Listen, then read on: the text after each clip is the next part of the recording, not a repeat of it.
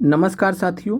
बिहार शिक्षक भर्ती BPSC TRE 4.0 के लिए टेस्ट सीरीज़ की श्रृंखला को आगे बढ़ाते हुए आज टेलीग्राम ग्रुप में पीआरटी टेस्ट नंबर 4 आयोजित किया गया था। साथ में 6 से 8, 9 से 10 और 11-12 के अभ्यर्थियों के लिए जीएस पार्ट सेकंड का 40 नंबर का टेस्ट भी आयोजित किया गया था हमारे टेलीग्राम ग्रुप में। और अगर अभी तक आपने यह टेस्ट अटैम्प्ट नहीं किया तो आप एक बार पहले टेस्ट अटैम्प्ट कर लीजिएगा। देन आप इस वीडियो के माध्यम से आप एक्सप्लेनेशन देख सकते हैं, आंसर की भी यहाँ से देख सकते हैं। साथ में हम आपको अलग से भी इसका जो पीडीएफ है वो आपको प्रोवाइड कर देंगे। तो सभी अभ्यर्थी सेशन को ज़्यादा से ज़्यादा लाइक कर दीजिएगा। साथ में आप कमेंट भी कीजिएगा सेशन के एंड में कि आपके जो है 120 में से, अगर आप पीआरटी के अभ्यर्थी हैं तो 120 में से आपके कितने आए। अगर आप 6 से 8, 9 से 10, 11-12 के अभ्यर्थी हैं केवल, अगर आपने केवल जीएस पार्ट सेकंड का 40 नंबर का टेस्ट दिया तो आप ये भी कमेंट कीजिएगा कि 40 में से आपके कितने आए। और साथ में आपको आज का टेस्ट कैसा लगा, बीपीएससी एग्ज़ाम के पैटर्न के हिसाब से लगा, नहीं लगा, जैसा भी लगा, आप अपना जो एक्सपीरियंस है टेस्ट का आप उसको ज़रूर कमेंट कर दीजिएगा। आगे बढ़ते हैं, आंसर की को डिस्कस करते हैं। पहला यहाँ पर अगर हम बात करें तो आपका जो यह टेस्ट था चौथे नंबर का टेस्ट था पीआरटी की। अगर हम बात करें तो 1 से 5 के लिए फुल टेस्ट नंबर 4 चौथा है ये। इससे पहले हमने आपके लिए 3 टेस्ट आयोजित करा चुके हैं। 120 प्रश्न यहाँ पर आपके कुल टोटल थे। पीआरटी के अभ्यर्थियों के लिए 120 मिनट थे। वहीं जीएस के अभ्यर्थियों के लिए जीएस पार्ट सेकंड का 40 प्रश्न यहाँ पर 40 मिनट के लिए थे। और 1 से 40 तक का जो प्रश्न है यहाँ पर जो है ध्यान दीजिएगा सभी लोग कि 1 से 40 तक के जो प्रश्न हैं वो जीएस में भी सेम है। जीएस पार्ट सेकंड 6 से 8, 9 से 10, 11-12 के अभ्यर्थियों के लिए भी सेम है। और साथ में पीआरटी के लिए भी ये 1 से 40 क्वेश्चन आपके सेम है। तो ध्यान दीजिएगा इस चीज़ को कि 1 से 40 नंबर तक के जो क्वेश्चन हैं दोनों में सेम है। चलिए आंसर पे पहुंचते हैं। पहला क्वेश्चन आपके सामने है। पहला क्वेश्चन आपके सामने है, भारतीय राष्ट्रीय कांग्रेस के किस अधिवेशन में पहली बार स्वराज का प्रस्ताव पारित किया गया था। तो आपसे यहाँ पर स्वराज का पूछा गया है। स्वराज का प्रस्ताव अगर पूछेगा तो आंसर हो जाएगा कांग्रेस का कलकत्ता अधिवेशन 1906, जिसकी अध्यक्षता की थी दादा भाई नौरोजी ने। साथ में बात करें तो इस अधिवेशन में कलकत्ता अधिवेशन 1906 के माध्यम से स्वराज, इसके अलावा स्वदेशी, बॉयकॉट और साथ में राष्ट्रीय शिक्षा से संबंधित यहाँ पर प्रस्ताव पारित किए गए थे। तो स्वराज, स्वदेशी, बॉयकॉट और राष्ट्रीय शिक्षा से संबंधित प्रस्ताव पारित किए गए थे 1906 के कलकत्ता अधिवेशन में। अगर आपसे यहाँ पूछा जाता कि पूर्ण स्वराज का प्रस्ताव कब पारित किया था, तो पूर्ण स्वराज जब आपसे पूछा जाएगा तो यहाँ पर आपका आंसर 1929 हो जाता है। यहाँ पर केवल पहली बार स्वराज पूछा गया तो इसलिए आंसर यहाँ पर बी है, 1906 कलकत्ता अधिवेशन। अगला प्रश्न है, निम्नलिखित में से किसने बंगदूत साप्ताहिक पत्रिका का प्रकाशन आरंभ किया था। तो बंगदूत की बात करें तो बंगदूत का प्रकाशन जो है राजा राम मोहन रॉय जी ने स्टार्ट किया था। अगले प्रश्न पर चलते हैं, निम्नलिखित में से किसने कालिदास के अभिज्ञान शकुंतलम का अंग्रेजी में अनुवाद किया था। तो अभिज्ञान शकुंतलम के लेखक हैं कालिदास, लेकिन इसको अंग्रेजी में यहाँ पर आपसे पूछा गया है तो सर विलियम जोन्स यहाँ पर राइट आंसर है। माइकल मधुसूदन दत्त की बात करें तो इन्होंने नील दर्पण का अंग्रेजी अनुवाद किया है। तो नील दर्पण के अंग्रेजी अनुवाद के लिए जाने जाते हैं Michael Madhusudan Dutta. Charles Wilkins की बात करें तो चार्ल्स विल्किंस ने भगवत गीता लिखा है अंग्रेजी में। तो भगवत गीता का अंग्रेजी में अनुवाद किया है चार्ल्स विल्किंस ने। तो इस प्रश्न का राइट आंसर सी है, सर विलियम जोन्स। अगला प्रश्न है, निम्नलिखित में से किसने सत्यशोधक समाज की स्थापना की। तो सत्यशोधक समाज की बात करें तो 1873 में महात्मा ज्योतिबा फूले ने की थी। चूँकि विकल्प में दिया नहीं गया तो इसलिए आपका राइट आंसर हो जाएगा नन। अगले प्रश्न पर चलते हैं, भारत में सर्दियों में बारिश किससे होती है। तो भारत में अगर हम बात करें सर्दियों के दौरान तो सर्दियों में 2 प्रकार से बारिश होती है। एक होती है पश्चिमी विक्षोभ के माध्यम से, वेस्टर्ली डिस्टर्बेंसेस जिनको कहते हैं, जिनकी उत्पत्ति होती है भूमध्य सागर में। और ठंडियों में बात करें तो पश्चिमी विक्षोभ का जो असर रहता है भारत के उत्तरी भारत में बात करें तो उत्तर पश्चिमी भारत में सबसे ज़्यादा प्रभाव रहता है। तो उत्तर पश्चिमी भारत में जो प्रभाव रहता है ठंडियों में पश्चिमी विक्षोभ से जो बारिश होती है, तो भारत में सर्दियों के समय में जो गेहूं की खेती होती है, तो गेहूं की खेती के लिए जो बारिश का यहाँ पर मिलता है वो पश्चिमी विक्षोभ से मिलता है। तो गेहूं जो कि एक रबी फसल है और रबी फसल के उत्पादन में जो है योगदान देती है पश्चिमी विक्षोभ। दूसरा चीज़ है कि उत्तर पूर्व मानसून जो होता है सर्दियों में बारिश कराता है भारत में, किस स्थान पर कराता है, तो कोरोमंडल तट पर। बाकी दक्षिण पश्चिम मानसून आपको मालूम है कि गर्मी के दौरान बारिश होती है, जुलाई से लेकर जून जुलाई से लेकर जो है सितंबर तक। तो यहाँ पर दक्षिण पश्चिम मानसून तो होगा नहीं, तो ए और सी यहाँ पर राइट आंसर है। ए और सी राइट आंसर होने की वजह से यहाँ पर उपयुक्त में से एक से अधिक आपका आंसर हो जाएगा। फिर बात करते हैं अगले प्रश्न पर, निम्नलिखित में से कौन सी हिमालयी नदी अरब सागर में गिरती है। तो हिमालय से निकलने वाली नदी जो अरब सागर में गिरती हो अंततः, तो राइट आंसर यहाँ पर सिंधु है। ब्रह्मपुत्र और गंगा की बात करें तो एक साथ में गंगा ब्रह्मपुत्र डेल्टा बनता है, और ये जो है बात करें तो बंगाल की खाड़ी में गिरती हैं। बंगाल की खाड़ी में गंगा ब्रह्मपुत्र का डेल्टा बनता है। सिंधु नदी की बात करें तो यह अरब सागर में गिरती है।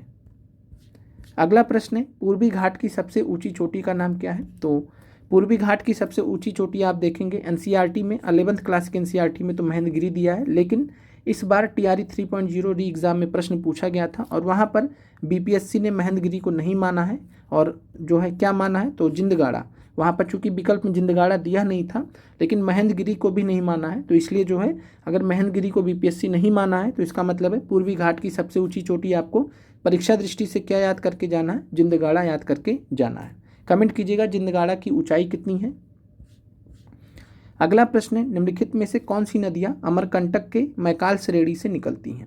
तो मैकाल श्रेणी से अगर हम बात करें अमरकंटक के, तो नर्मदा भी निकलती है, सोन नदी भी निकलती है, और सोन नदी की सहायक नदी है जोहिला, और ये भी निकलती है। तो सोन, नर्मदा और जोहिला तीनों ही निकलती हैं अमरकंटक के मैकाल श्रेणी से।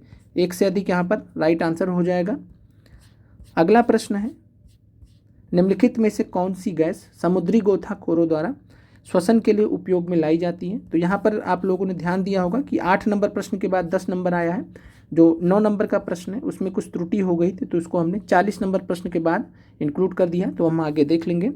तो कौन सी गैस है यहाँ पर जो समुद्री गोताखोरों द्वारा श्वसन में सांस लेने में उपयोग लाई जाती है। राइट आंसर है ऑक्सीजन और हीलियम। फिर बात करते हैं अगले प्रश्न की, निम्नलिखित में से कौन सी धातु सर्वाधिक अभिक्रियाशील है। तो अभिक्रियाशीलता की श्रेणी दी गई है एनसीईआरटी में, और इस दिए गए विकल्पों में बात करेंगे तो पोटेशियम सर्वाधिक अभिक्रियाशील धातु माना जाता है। दूसरे नंबर पर सोडियम है, तीसरे नंबर पर कैल्शियम है। इसीलिए बात करें पोटेशियम और सोडियम को किस में रखा जाता है, तो केरोसिन ऑयल के जो है बॉक्स मतलब कह सकते हैं कि बर्तन में रखा जाता है। तो केरोसिन में तेल में किसको रखा जाता है, पोटेशियम को भी और सोडियम को भी। कारण क्या है कि अगर इनको ऐसे रखा जाएगा तो वायु के साथ में इतनी अभिक्रियाशील है कि वायु के साथ में ये अभिक्रिया कर जाएंगे तो आग लग जाएगा। तो पोटेशियम यहाँ पर सबसे ज़्यादा, सोडियम से भी ज़्यादा पोटेशियम अभिक्रियाशील होता है। अगला प्रश्न है, मानव आँख में किसी वस्तु का प्रतिबिंब इमेज कहाँ बनता है। तो यह प्रश्न आपसे बार बार पूछा जाता है बीपीएससी टीआरई में। तो रेटिना, जिसको दृष्टिपटल कहते हैं, तो राइट आंसर रेटिना है 12वें नंबर प्रश्न का। फिर अगला प्रश्न है, भारत के 76वें गणतंत्र दिवस 2025 के अवसर पर मुख्य अतिथि कौन थे। तो 76वें गणतंत्र दिवस 2025 जो इस बार मनाया गया है, तो यहाँ पर बात करें तो प्रबोवो सुबियांतो जो कि इंडोनेशिया के राष्ट्रपति हैं, इंडोनेशिया के राष्ट्रपति प्रबोवो सुबियांतो गणतंत्र दिवस 2025 के अवसर पर मुख्य अतिथि के तौर पर आए थे। इमैनुअल मैक्रो की बात करें तो ये 2024 में आए थे। अगला प्रश्न है, हाल ही में किसको भारतीय विशिष्ट पहचान प्राधिकरण UIDAI का मुख्य कार्यकारी अधिकारी CEO नियुक्त किया गया है। तो ये सभी करंट अफेयर्स जो आप देख रहे हैं जनवरी 2025 से लिए गए हैं। तो जनवरी में बात करें तो मुख्य कार्यकारी अधिकारी चीफ एग्जीक्यूटिव ऑफिसर बने हैं UIDAI के भुवनेश कुमार जी। याद रखिएगा महत्वपूर्ण प्रश्न है, सभी करंट अफेयर्स के जो प्रश्न आपको यहाँ पर दिए गए हैं बहुत ही महत्वपूर्ण प्रश्न है। फिर बात करते हैं जनवरी 2025 में इसरो के 11वें चेयरमैन या अध्यक्ष कौन बने हैं। तो इसरो के 11वें चेयरमैन या अध्यक्ष बने हैं डॉक्टर वी नारायणन। सोमनाथ जी की बात करें तो 10वें चेयरमैन थे ये। तो डॉक्टर वी नारायणन इसरो के 11वें चेयरमैन अध्यक्ष बने हैं जनवरी 2025 में। अगला प्रश्न है, राष्ट्रीय हल्दी बोर्ड नेशनल टर्मरिक बोर्ड जिसका उद्घाटन जनवरी 2025 में किया गया कि पहले अध्यक्ष कौन थे। तो पहले अध्यक्ष थे इसके पल्ले गंगा रेड्डी जी। अगला प्रश्न है, भारत में हिमालय की सबसे ऊंची चोटी का नाम बताइए। तो भारत की सबसे ऊंची चोटी अगर आपसे पूछेगा तो भारत की सबसे ऊंची चोटी है माउंट केटू, जिसको हम गॉडविन ऑस्टिन बोलते हैं। तो भारत की सबसे ऊंची चोटी अगर आपसे पूछेगा तो आंसर आपका हो जाएगा माउंट केटू गॉडविन ऑस्टिन, जो कि दुनिया की दूसरी सबसे ऊंची चोटी है। भारत की यह सबसे ऊंची चोटी मानी जाती है। किस स्थान पर है? तो ये पीओके वाले क्षेत्र में पड़ता है, पीओके वाले क्षेत्र में पड़ता है, लेकिन पीओके अल्टीमेटली भारत अपना अंग मानता है, अभिन्न अंग मानता है। तो इस वजह से भारत की सबसे ऊंची चोटी जब पूछे तो माउंट केटू गॉडविन ऑस्टिन हो जाएगा। लेकिन अगर भारत में हिमालय की सबसे ऊंची चोटी पूछेगा तो राइट आंसर कंचनजंगा हो जाएगा। और हिमालय की केवल पूछेगा कि हिमालय की सबसे ऊंची चोटी कौन सी है, तो हिमालय की सबसे ऊंची चोटी माउंट एवरेस्ट हो जाएगा। क्लियर हो गया होगा आपको। आगे बढ़ते हैं। भारत और नेपाल के बीच में कौन सी नदी भौगोलिक सीमा बनाती है? तो भारत और नेपाल के बीच में अगर बात करें तो काली नदी सीमा बनाती है। टीआरई में पूछा गया सवाल यह भी है। अगला सवाल है, तीस्ता और दिहांग नदियों के बीच में कौन सा हिमालय स्थित है? तो तीस्ता और दिहांग नदियों के बीच में कुमायूं नेपाल हिमालय, असम हिमालय। तो ये राइट आंसर आपका यहाँ पर असम हिमालय, तीस्ता और दिहांग नदियों के बीच में यह स्थित है। और आपको अगर समझना हो तो कुछ इस प्रकार से यहाँ पर आप समझ सकते हैं।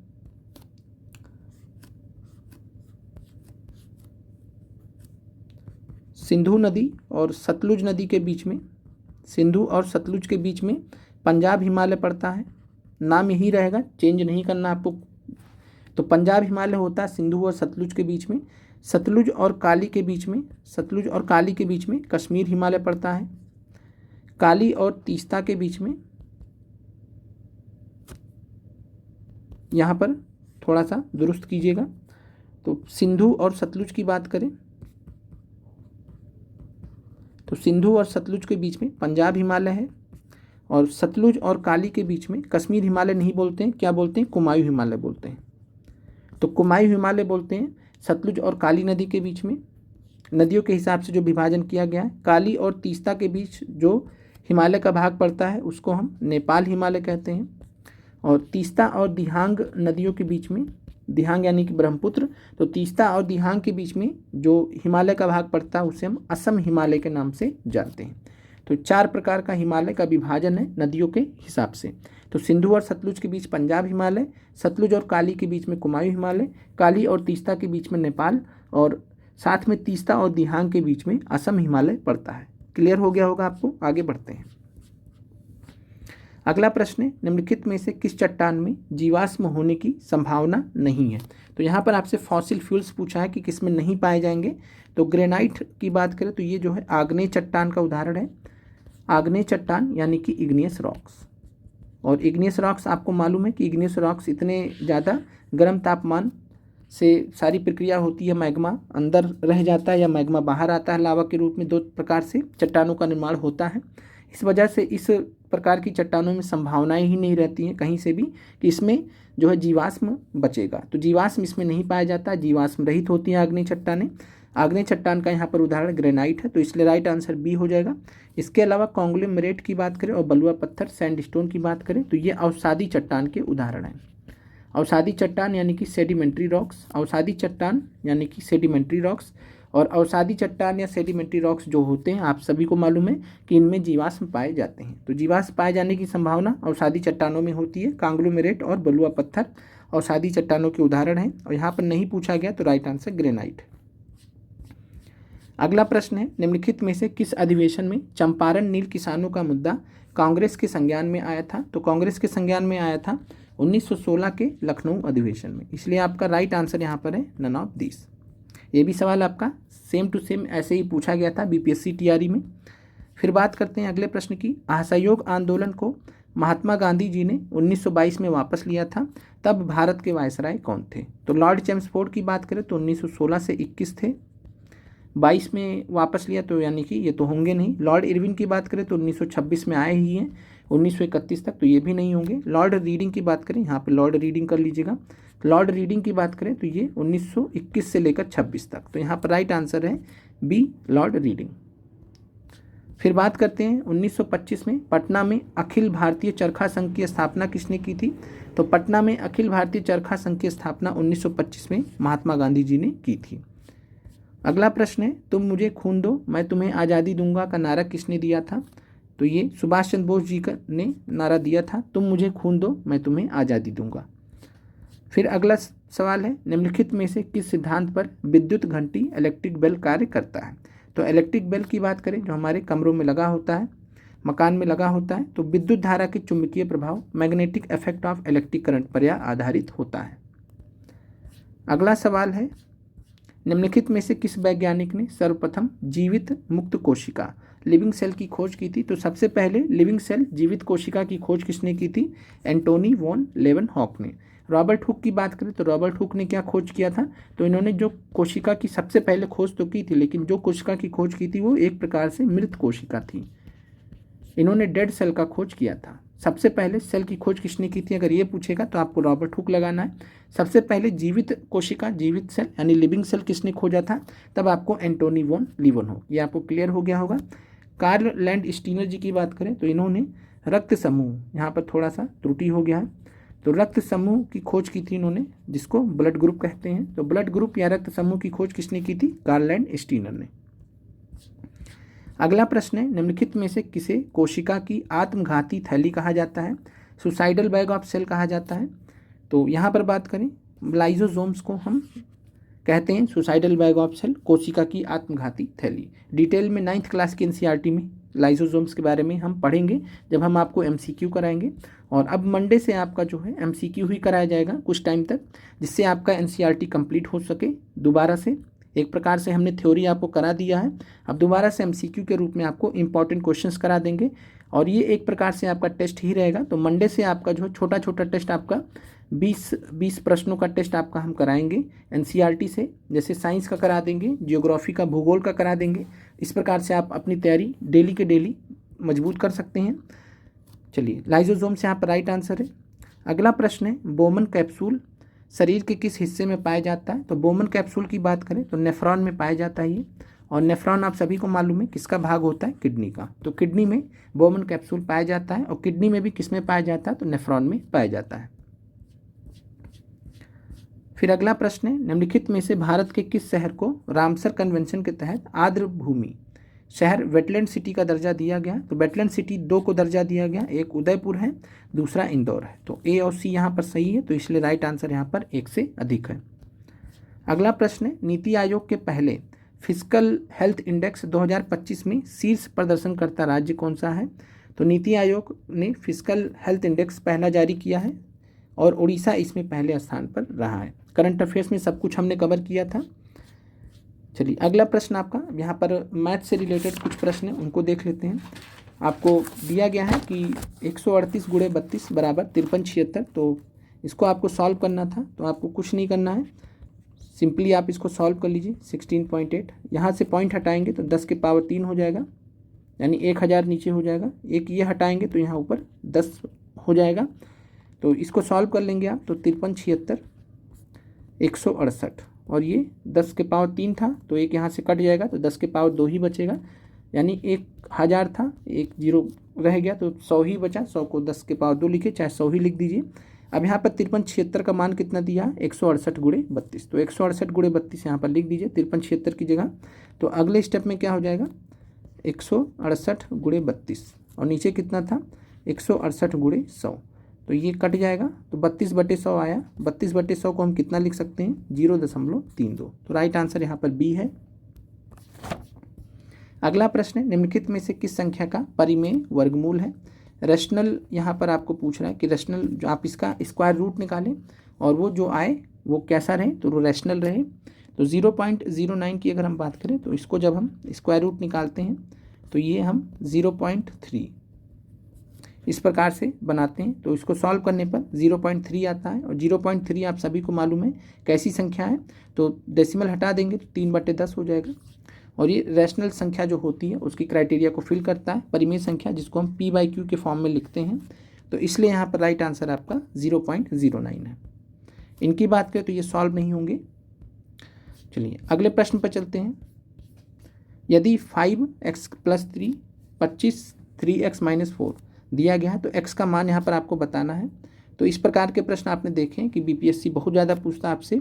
तो यहाँ पर 5 यहाँ भी है, तो 5 यहाँ भी कर लीजिए। कैसे करेंगे, तो x + 3 है, और 25 को क्या लिख सकते हैं, 5 के पावर 2, और 3 x - 4 पहले से दिया है, तो इसको ऐसे रहने देते हैं, यानी 5 का स्क्वायर कहाँ से आया, 25 की जगह आया है। 5 5 बराबर है, आधार आधार बराबर है, तो पावर भी सेम हो जाएगा, यानी x प्लस 3 किसके बराबर हो जाएगा, 2 3x माइनस 4। x प्लस 3 बराबर यहाँ पर कितना हो जाएगा, तो 2 3 6x और 2 चौके 8। यहाँ पर सॉल्व कर लेंगे तो यहाँ पे आपको x का मान जो है कितना आ जाएगा, तो 11/5 यहाँ पर आपको मिल जाएगा। तो यहाँ पर आप x प्लस 3 था बराबर 6x माइनस 8 था, 6x माइनस 8 इधर लिख लीजिए, x प्लस 3 उधर लिख लीजिए, सॉल्व करने में आसानी रहेगी। x इधर ले आइए तो 6x माइनस x 3 है, 8 माइनस 8 है, उधर जाके प्लस 8 हो जाएगा, तो 6x माइनस x 5x हो जाएगा और ये 11 हो जाएगा, x बराबर हो जाएगा 11/5। अगला प्रश्न है, एक कॉलेज में लड़के और लड़कियों की जो संख्या है का अनुपात 8:5 है। तो लड़के हैं, बॉयज़ हैं और गर्ल्स हैं 8:5 के अनुपात में। यहाँ पे लड़कियों की संख्या कितनी दी गई है, तो लड़कियों की संख्या दी गई 160। तो यहाँ पर आप डिवाइड करके देख लीजिए, तो 1 का मान यहाँ पर आपको कितना मिल जाएगा, 32। 8 का मान कितना हो जाएगा, तो 32 अट्ठे हो जाएगा 256। इस प्रकार से आप निकाल सकते हैं। 8:5 में दिया गया है लड़का और लड़कियों का जो रेशियो अनुपात है, 160 लड़कियाँ तो 5 बराबर 160 हो गया, 1 का मान आ गया 32, तो 8 का मान हो गया 256। और यहाँ पर आपसे जो है कुल छात्रों की संख्या पूछा, तो कुल छात्र लड़का प्लस लड़की दोनों हो जाएंगे, तो 256 और 160 कितना हो जाएगा, 416। तो राइट आंसर यहाँ पर हो जाएगा सी, 416।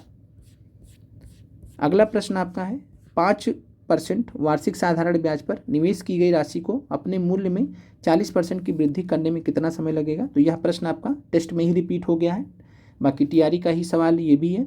तो 5% और इसका जो राइट आंसर 8 वर्ष है, ये हमने पहले भी आपको करा रखा है। चलिए जल्दी से इसको हम सॉल्व कर देते हैं। तो 100 रुपये मान लीजिए, 100 रुपये हैं और 40% वृद्धि करना यानी 140 रुपये पहुँचाना है।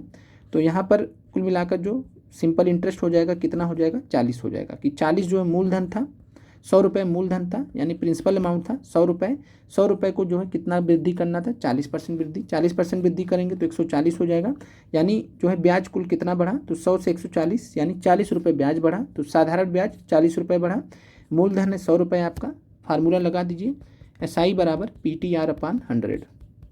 SI यहाँ पर आपका 40 है, प्रिंसिपल अमाउंट मूलधन है 100 रुपये, टाइम आपका जो है यहाँ पर जो है निकालना है, R है 5% बटा 100, 100 कैंसिल हो जाएगा और T बराबर कितना हो जाएगा, 40/5। 40/5 यानी कि 8 वर्ष राइट आंसर हो जाएगा। अगला प्रश्न है, एक संस्था में महिला और पुरुष कर्मचारियों की जो संख्या का अनुपात है 5:7 है। तो यहाँ पर फीमेल और जो मेल हैं उनका अनुपात 5:7 है और महिला कर्मचारियों की संख्या पुरुष कर्मचारियों की संख्या से 50 कम है। तो यहाँ पर देख लीजिए मेल और फीमेल का डिफरेंस कितना है, तो 7 - 5 2 के बराबर है। और यहाँ पर कितना दिया गया है, कितनी कम है महिला कर्मचारियों की संख्या पुरुष कर्मचारियों से, तो यहाँ तो रेशियो में तो 2 कम है और यहाँ पर वैसे कितना कम है, 50। तो 2 बराबर 50 हो जाएगा, 1 का मान हो जाएगा 25, 1 का मान 25 हो जाएगा। 5 का मान निकाल लीजिए, 7 का मान निकाल लीजिए, तो 25 × 5 = 125 और 25 × 7 = 175। तो यहाँ पर महिला की संख्या हो जाएगी 125 और पुरुष की संख्या हो जाएगी 175। तो राइट आंसर ए है। अगला प्रश्न है, निम्नलिखित में से कौन सा कथन सत्य है। प्रत्येक परिमेय संख्या एक पूर्णांक होती है। तो यह जो स्टेटमेंट है ये गलत है। परिमेय संख्या P/Q के फॉर्म में लिखी जाती है और ये कोई ज़रूरी नहीं होगा कि जो है एक पूर्णांक होगा ही होगा। तो यहाँ पर बात करें तो मान लीजिए जैसे यहाँ पर, और पूर्णांक आपको पता है इंटीजर कैसा होता है, प्लस में भी होता है माइनस में भी होता है, और जो प्रत्येक परिमेय संख्या होगी वो पूर्णांक नहीं होगी। तो ये आपका जो है, जैसे एक उदाहरण देख सकते हैं, तो 3/10 है जैसे, तो 3/10 यहाँ पर कैसा है, परिमेय संख्या है लेकिन यह पूर्णांक नहीं है। फिर बात करते हैं प्रत्येक प्राकृतिक संख्या एक परिमेय संख्या होती है। तो प्राकृतिक संख्या 1 2 3 4 5 6 ऐसे स्टार्ट होता है। इस किसी भी संख्या को हम नीचे बटे 1 करके आप लिख दीजिए, तो P/Q के फॉर्म में लिख गया। सब में लगा दीजिए नीचे बटे 1 कर दीजिए, तो ये P/Q के फॉर्म में लिख गया, P/Q के फॉर्म में लिख गया। जहाँ Q 0 ना हो तो ये परिमेय संख्या का क्राइटेरिया फुलफिल करेगा। तो प्रत्येक प्राकृतिक संख्या एक परिमेय संख्या होगा। तो ये आपका राइट आंसर है। फिर बात करते हैं प्रत्येक पूर्ण संख्या एक प्राकृतिक संख्या। तो पूर्ण संख्या में 0 भी आता है, और प्राकृतिक संख्या में जीरो नहीं आता है, तो जीरो है, तो जीरो तो प्राकृतिक संख्या नहीं है, तो इसलिए जो है ये स्टेटमेंट भी गलत हो जाएगा। राइट आंसर यहाँ पर बी है। अगला प्रश्न है, यदि प्रथम n प्राकृतिक संख्याओं के घनों का योगफल 2025 है तो n का मान क्या होगा। तो यह भी प्रश्न आपका जो है रिपीट हुआ, इससे पहले भी हमने आपको यह प्रश्न दिया था। फार्मूला आपका है n स्क्वायर n+1 बटे 4 है, और योगफल दिया हुआ है प्राकृतिक संख्याओं के घनों का योगफल दिया है 2025, और प्राकृतिक संख्याओं के घनों के योगफल का जो फार्मूला होता है n स्क्वायर n+1 का होल स्क्वायर बटे 4 होता है, ये फार्मूला होता है। 4 उधर ले जाइएगा, 4 उधर ले जाइएगा तो आपका हो जाएगा 8100 हो जाएगा सॉल्व करने पर। और यहाँ पर बाई ऑप्शन यहाँ पर रख के देख लीजिए, 9 रख के देख लीजिए, तो 9 का स्क्वायर हो जाएगा और ये 9+1 का स्क्वायर हो जाएगा। 9 का स्क्वायर होता है 81, 9+1 का स्क्वायर हो जाएगा 10, 10 का स्क्वायर तो 81 गुणे 10 का स्क्वायर यानी कि 100, 8100 हो गया, यानी आपका आंसर आ गया। इसका मतलब LHS RHS बराबर है, यानी 9 यहाँ पर आपका n का मान होना चाहिए। ऐसे सॉल्व करेंगे तो बहुत लंबा हो जाएगा। बाई ऑप्शन यहाँ पर तीनों विकल्प आप रख के देख सकते थे। अगला प्रश्न पे चलते हैं। अगला प्रश्न है, निम्नलिखित में से बिहार की किस हस्ती को मरणोपरांत 2025 में पद्म विभूषण से सम्मानित किया गया। तो पद्म विभूषण के बारे में हमने आपको बताया था कि भारत रत्न के बाद दूसरा जो है सर्वोच्च जो है नागरिक सम्मान है, पद्म विभूषण से सम्मानित किया गया शारदा सिन्हा जी को। डिटेल में हमने आपसे बात किया था। सुशील मोदी जी की बात करें तो इनको पद्म भूषण दिया गया है। किशोर कुणाल जी की बात करें तो किशोर कुणाल जी को जो है पद्मश्री दिया गया है। 5 लोगों को पद्मश्री दिया गया था। सुशील मोदी जी को पद्म भूषण दिया गया, शारदा सिन्हा जी को पद्म विभूषण मिला था। अगला प्रश्न है, भारत वन स्थिति रिपोर्ट 2023 के अनुसार क्षेत्रफल के हिसाब से सबसे अधिक वन और वृक्ष आवरण वाला शीर्ष राज्य कौन सा है। तो सबसे अधिक वन और वृक्ष आवरण क्षेत्रफल की दृष्टि से मध्य प्रदेश नंबर 1 पर है। फिर बात करते हैं 9 नंबर प्रश्न की, जो आपका पीछे रह गया था।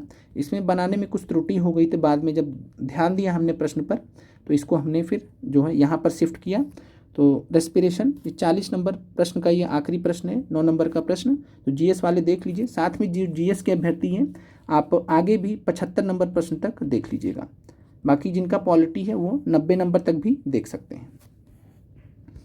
श्वसन रेस्पिरेशन किस प्रकार की अभिक्रिया। तो श्वसन की बात करें तो यह जो है ऊष्माक्षेपी एक्सोथर्मिक प्रक्रिया का उदाहरण है। डिटेल में हमने आपसे चर्चा किया था। और साथ में ऊष्माशोषी इंडोथर्मिक का उदाहरण तो प्रकाश संश्लेषण याद रखिएगा। प्रकाश संश्लेषण ऊष्माशोषी इंडोथर्मिक का उदाहरण है, और श्वसन या रेस्पिरेशन जो है ये ऊष्माक्षेपी एक्सोथर्मिक का उदाहरण है। अब चलते हैं अगले प्रश्न पर। प्रश्न है आपका, महात्मा गांधी जी की जीवनी के लेखक कौन है। तो यह प्रश्न बहुत सारे लोगों को कंफ्यूज भी किया होगा। तो राइट आंसर यहाँ पर है DG तेंदुलकर, जिनका नाम है दीनानाथ गोपाल तेंदुलकर। दीनानाथ गोपाल तेंदुलकर ने एक पुस्तक लिखी है जिसका नाम है, नोट कर लीजिएगा, महात्मा लाइफ ऑफ मोहनदास करमचंद गांधी। तो महात्मा लाइफ ऑफ मोहनदास करमचंद गांधी नाम से पुस्तक लिखी है DG तेंदुलकर ने, गोपाल दीनानाथ तेंदुलकर ने। और यह जो है यह पुस्तक जो है जीवनी पुस्तक है महात्मा गांधी जी की। इसके अलावा एक जीवनी पुस्तक हमने आपको और भी बताया था, वह किसका था, लुईस फिशर का। तो लुईस फिशर ने भी महात्मा गांधी की जीवनी लिखी, उनको भी महात्मा गांधी जी का जीवनीकार माना जाता है। एक से अधिक जीवनीकार भी हो सकते हैं, तो ऐसा कोई नहीं कि केवल एक ही इंसान होगा। जो भी दूसरे के लाइफ के बारे में लिखेगा वो कहलाएगा। तो life of Mahatma Gandhi, Louis Fischer की पुस्तक का नाम है लाइफ ऑफ महात्मा गांधी। इसको वर्ल्ड वाइड रिकॉग्निशन मिला क्योंकि एक जो है विदेशी व्यक्ति ने लिखा। तो Lewis Fisher, life of Mahatma Gandhi, ये भी जीवनीकार हैं। महात्मा गांधी जी के जीवनी के लेखक यहाँ पर दिए गए विकल्पों में से DG तेंदुलकर भी हैं। तो राइट आंसर यहाँ पर A है। अगला प्रश्न है, निम्नलिखित में से गांधी जी के किस जीवनी लेखक ने लिखा है, असहयोग भारत और गांधी जी के जीवन के एक युग का नाम बन गया था। तो ये आपका NCERT में भी इसके बारे में चर्चा किया गया है। तो असहयोग भारत और गांधी जी के जीवन के एक युग का नाम बन गया, ये जो है लुईस फिशर ने अपनी जो जीवनी है उसमें कहा था, लाइफ ऑफ महात्मा गांधी में। अगला प्रश्न है, 1928 में गठित इंडिपेंडेंस फॉर इंडिया लीग के अध्यक्ष कौन थे। तो इंडिपेंडेंस फॉर इंडिया लीग 1928 में बनी थी। इंडिपेंडेंस फॉर इंडिया लीग के संस्थापक थे सुभाष चंद्र बोस और जवाहरलाल नेहरू। तो याद रखिएगा, जवाहरलाल नेहरू और सुभाष चंद्र बोस संयुक्त रूप से इंडिपेंडेंस फॉर इंडिया लीग 1928 में बनाया था। और इसके अध्यक्ष जो थे वो थे श्रीनिवास अयंगर। श्रीनिवास अयंगर इसके सदस्य थे और साथ में अध्यक्ष भी बनाए गए थे। इसके अलावा अगर आपसे पूछेगा इंडियन इंडिपेंडेंस लीग, थोड़ा सा अंतर है। अगर आपसे पूछता है Indian independence league, Indian independence league अगर आपसे पूछेगा तो 1942 में बनाया था रास बिहारी बोस ने। तो रास बिहारी बोस याद रखिएगा, Indian independence league, Indian independence league इस नाम से। और इंडिपेंडेंस फॉर इंडिया लीग जब आपसे पूछेगा तब आपको सुभाष चंद्र बोस और जवाहरलाल नेहरू द्वारा 1928 में गठित संस्था के बारे में सोचना है। अगर इंडियन इंडिपेंडेंस लीग पूछेगा तो रास बिहारी बोस के द्वारा बनाए गए 1942 में संस्था से समझना है। अगला प्रश्न आपका है, मुस्लिम लीग द्वारा किस तिथि को मुक्ति दिवस, डे ऑफ डिलीवरेंस मनाया गया था?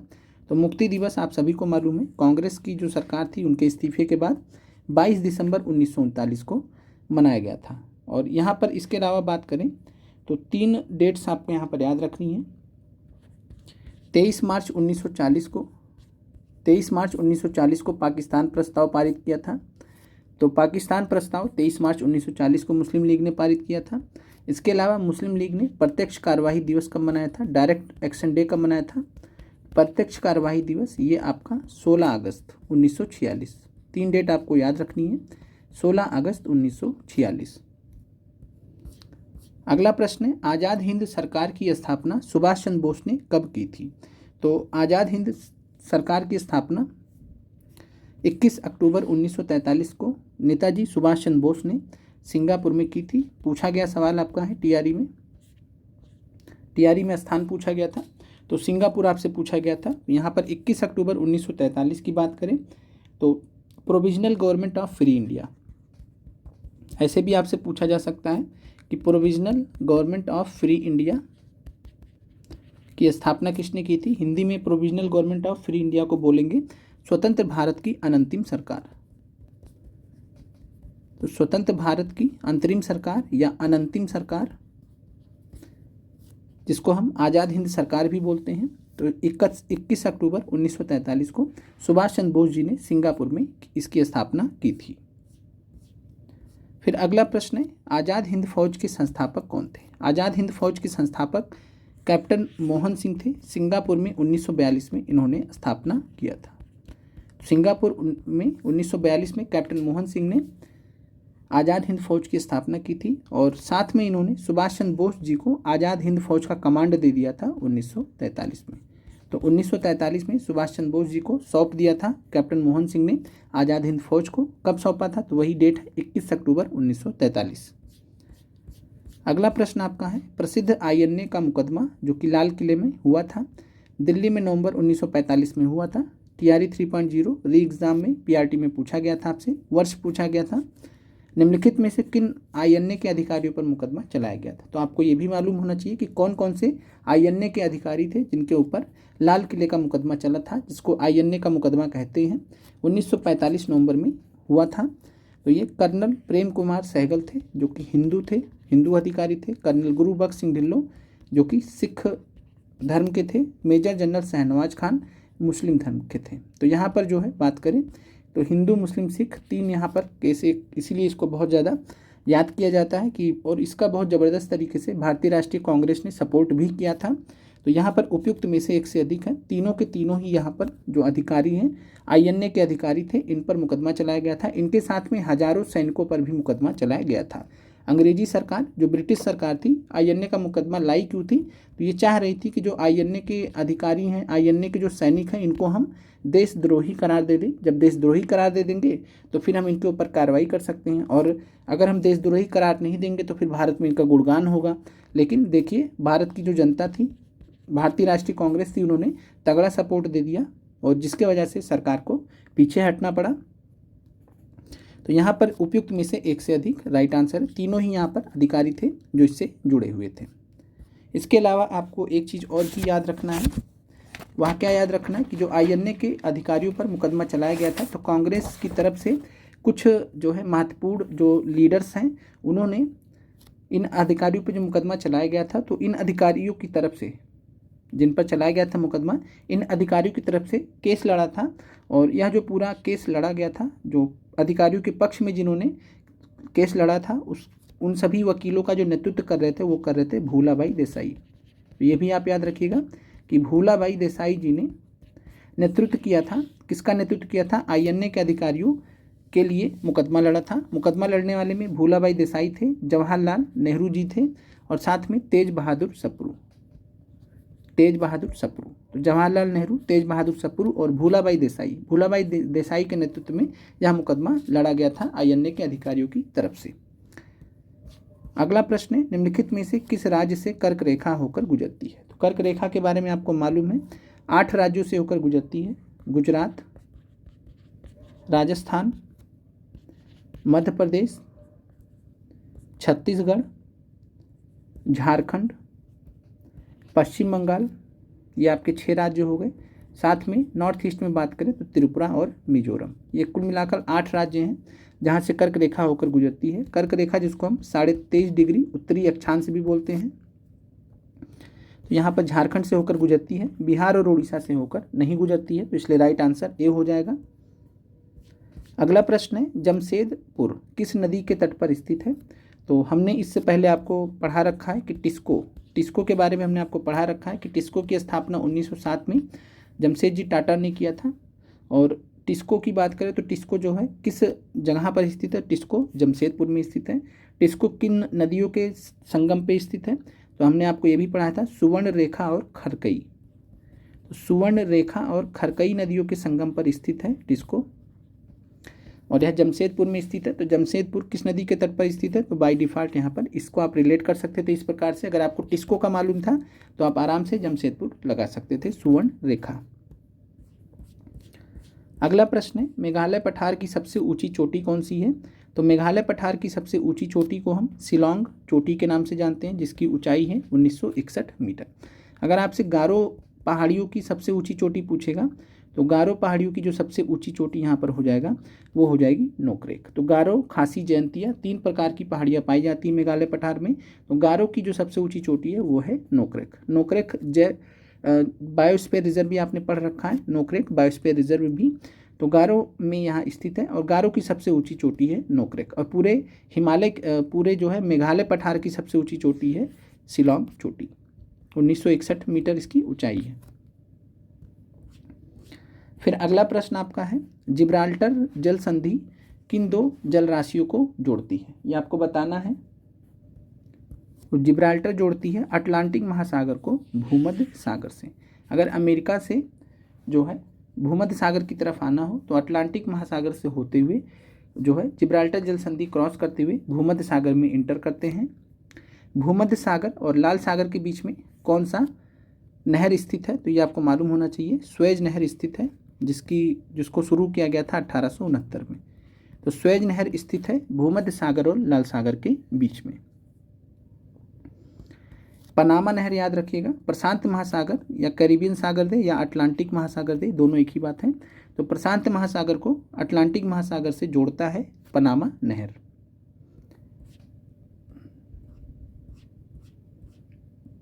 अगला प्रश्न है, सतलुज नदी किस दर्रे से होकर भारत में प्रवेश करती है? तो सतलुज नदी सिपकीला दर्रे से भारत में प्रवेश करती है। हिमाचल प्रदेश में सिपकीला पड़ता है, तो हिमाचल प्रदेश में पड़ता है। लिपुलेख की बात करें तो लिपुलेख उत्तराखंड में पड़ता है। नाथुला की बात करें तो नाथुला दर्रा सिक्किम में पाया जाता है।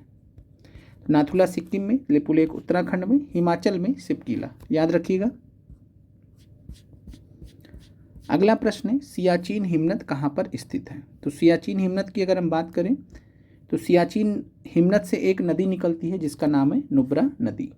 आप इससे रिलेट कर सकते थे। तो नुब्रा घाटी के उत्तर में सियाचिन हिमनद स्थित है। ये सियाचिन हिमनद है, यहाँ से एक नदी निकल रही है। तो अगर ये नदी नुब्रा है तो नुब्रा के उत्तर में सियाचिन स्थित है। तो राइट आंसर है नुब्रा घाटी के उत्तर में। और नुब्रा नदी जो है कहाँ से उत्पत्ति होती नुब्रा नदी की? सियाचिन हिमनद से। नुब्रा किसकी सहायक नदी है? तो ये श्योक की सहायक नदी है। और श्योक किसकी सहायक नदी है? तो सिंधु की सहायक नदी है।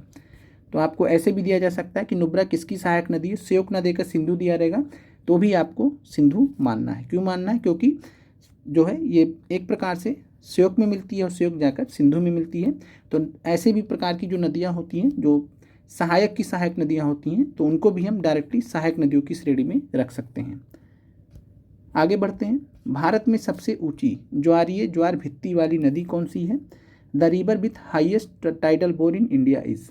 तो भारत में सबसे ऊंचा जो है ज्वारीय ज्वार भित्ति बनाने वाली नदी कौन सी है? तो यहाँ पर बात करें जो हुगली नदी है, आप गूगल कीजिएगा, यूट्यूब कीजिएगा, यूट्यूब पर चेक करिएगा, जो हुगली नदी है इसमें जो ज्वार मतलब आते हैं, बहुत ऊंचे ऊंचे ज्वार आते हैं और भारत में सबसे ऊंचा माना जाता है हुगली नदी का। तो इस प्रश्न का राइट आंसर है हुगली।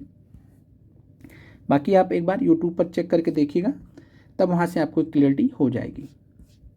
अगला प्रश्न है ऊर्ध्वपातन सब्लिमेशन जिसको बोलते हैं, क्रिस्टलीकरण क्रिस्टलाइजेशन किसके उदाहरण है? तो ऊर्ध्वपातन या क्रिस्टलीकरण दोनों ही बात करें तो ये भौतिक परिवर्तन फिजिकल चेंज के उदाहरण होते हैं। अगला प्रश्न आपका है लिटमस बिलेन सॉल्यूशन को किस समूह के लाइकेन पौधे से निकाला जाता है? एनसीईआरटी से सब कुछ आपको ये सारी चीज़ें पढ़ाई गई हैं। तो जिस पौधे से निकाला जाता है वो बिलोंग करता है, वो संबंधित होता है थैलोफाइटा से। तो थैलोफाइटा ग्रुप से संबंधित होता है लिटमस बिलेन, जिस लाइकेन पौधे से निकाला जाता है। अगला प्रश्न है निम्नलिखित में से पत्तों में किस चीज़ की उपस्थिति प्रकाश संश्लेषण के प्रक्रम का संपन्न होना दर्शाती है? तो प्रकाश संश्लेषण हो चुका है या नहीं हुआ? तो अगर पत्तियों में स्टार्च मौजूद है इसका मतलब प्रकाश संश्लेषण हो चुका है। अगला प्रश्न है निम्नलिखित में से किस यंत्र से रक्तदाब ब्लड प्रेशर मापा जाता है? तो ब्लड प्रेशर की बात करें तो ब्लड प्रेशर या रक्तदाब की बात करें तो ये स्फाइग्मो मैनोमीटर से नापा जाता है। स्फाइग्मो मैनोमीटर, इसका पूरा नाम है स्फाइग्मो मैनोमीटर। चूँकि मैनोमीटर दिया तो इसको हम मान नहीं सकते, तो स्फाइग्मो मैनोमीटर इसका पूरा नाम है और इसी से हम ब्लड प्रेशर या रक्तदाब मापते हैं। तो राइट आंसर यहाँ पर नन ऑफ दीज हो जाएगा। फिर अगला प्रश्न आपका है निम्नलिखित में से कौन एक मेरुरज्जु स्पाइनल कॉर्ड का कार्य होता है? तो स्पाइनल कॉर्ड का जो कार्य होता है वो रिफ्लेक्स एक्शन पे कंट्रोल करना होता है, प्रतिवर्ती क्रियाओं पर नियंत्रण होता है। अगला प्रश्न है एस्ट्रोजन तथा प्रोजेस्टेरोन हार्मोन का स्रावण किनके द्वारा होता है? तो एस्ट्रोजन या प्रोजेस्टेरोन की बात करें तो अंडाशय ओवरी के द्वारा इनका स्रावण होता है। टेस्टिस से बात करें तो टेस्टोस्टेरोन होता है। तो राइट आंसर यहाँ पर ए है इस प्रश्न का। अगला प्रश्न है आनुवंशिकता की मूल संरचनात्मक एवं कार्यात्मक इकाई क्या है? तो आनुवंशिकता की मूल संरचनात्मक एवं कार्यात्मक इकाई है जीन। सब कुछ आपको हमने पढ़ा रखा है। अगले प्रश्न पर चलते हैं निम्नलिखित में से किस राज्य ने गणतंत्र दिवस 2025 के अवसर पर सर्वश्रेष्ठ राज्य झांकी का पुरस्कार जीता है? तो राइट आंसर यहाँ पर उत्तर प्रदेश है। उत्तर प्रदेश की जो झांकी थी वो महाकुंभ से रिलेटेड थी। अब महाकुंभ के आगे जो है किसी को क्या ही मिलेगा, तो महाकुंभ जो है अपने आप में सर्वश्रेष्ठ, और महाकुंभ की जो झांकी थी उत्तर प्रदेश की, इसको सर्वश्रेष्ठ राज्य झांकी का पुरस्कार मिला था गणतंत्र दिवस 2025 के अवसर पर। अगला प्रश्न है बिहार का पहला बर्ड म्यूजियम किस जिले में बनेगा? तो बिहार का पहला बर्ड म्यूजियम की बात करें तो यह जमुई जिले में बनेगा। बिहार दिवस 2025 की थीम क्या थी? तो यह था उन्नत बिहार विकसित बिहार। यह हमने पोस्ट भी किया था, पोस्ट के माध्यम से भी बताया था, करंट अफेयर्स में भी हमने चर्चा किया था। फिर बात करते हैं बिहार में विश्व का सबसे बड़ा रामायण मंदिर किस जिले में निर्माणाधीन है? तो यह जो है पूर्वी चंपारण में है, बन रहा है, अभी बनकर तैयार नहीं हुआ है, निर्माणाधीन है पूर्वी चंपारण में। तो नन ऑफ दिस यहाँ पर राइट आंसर हो जाएगा 65 नंबर प्रश्न का। अगला प्रश्न है भारत के प्रधानमंत्री ने बिहार के किस जिले में राज्य के दूसरे एम्स की आधारशिला रखी? तो बिहार राज्य का दूसरा एम्स की जो आधारशिला रखी गई है प्रधानमंत्री जी के द्वारा दरभंगा में, दरभंगा जिले में। तो याद रखिएगा। संयुक्त राष्ट्र ने वर्ष 2025 को किस रूप में घोषित किया है? तो संयुक्त राष्ट्र ने वर्ष 2025 को ग्लेशियरों के संरक्षण का अंतर्राष्ट्रीय वर्ष घोषित किया है। प्रिजर्वेशन ऑफ ग्लेशियर्स को जो है international year of preservation of glaciers घोषित किया है 2025 को।